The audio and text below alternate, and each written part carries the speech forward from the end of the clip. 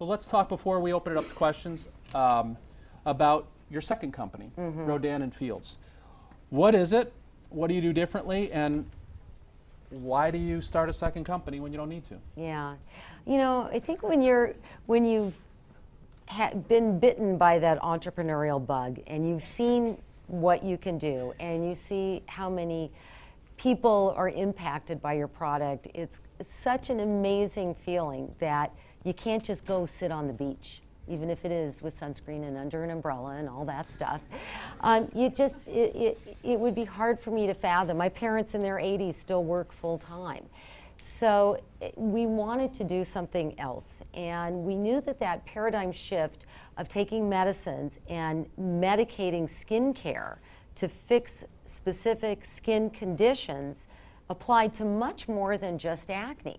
It applies to a whole host of concerns that people have that, again, affect people's self-esteem. So there are needs, not wants. I think that's something important that maybe in the questions will come up.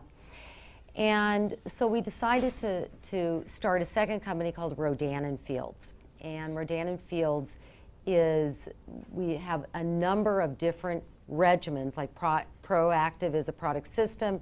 We have product systems that treat different problems like acne, rosacea, sun damage, sensitive skin, different problems there, pigmentation. So you had other dermatological products that you wanted to launch. You were going to go a different channel. This wasn't for Guthrie Ranker. They're not involved in Rodan and Fields. And early on in Rodan and Fields, 6 months, what happens to the company?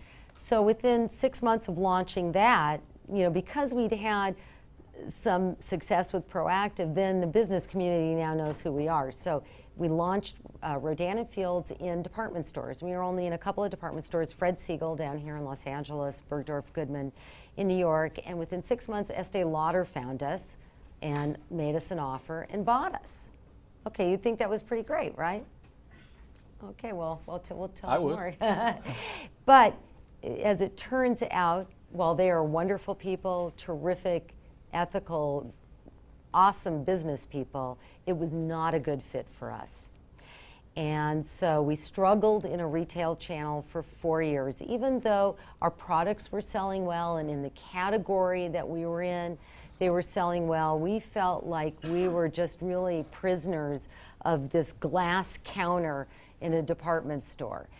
And recognized that most people were coming in to buy our Rodan and Fields product, which was now sold at about 30 or so Nordstrom and a lot of Macy's. They were buying it not because of the department store doing anything to advertise it at all, because they weren't, or really even Estee Lauder wasn't out there advertising it. It was because of word of mouth. And word of mouth is what sold Proactive. We knew that. We knew that it wasn't just the infomercial that sold Proactive.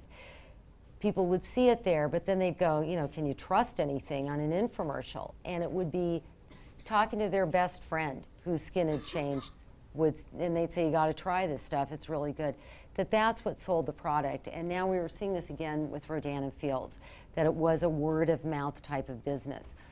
So as we thought about it, what other industry really utilizes word of mouth to its greatest advantage? And that's the direct selling business.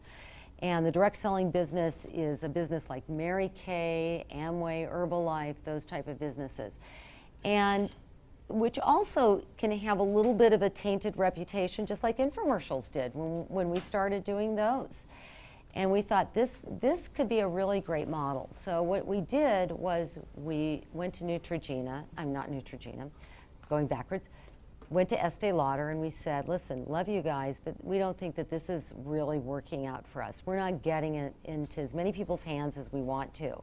We want to buy it back. And we bought the company back 2 years ago, and my husband runs that business, Rodan and Fields, dermatologist. It's a direct selling business, and it has been so awesome and so exciting to now sort of start this new venture as well, and still be working with Proactive. I just, you know, really feel blessed here. And you still have your dermatology practice. And I do. So that's you've true. sort of got the best of all worlds.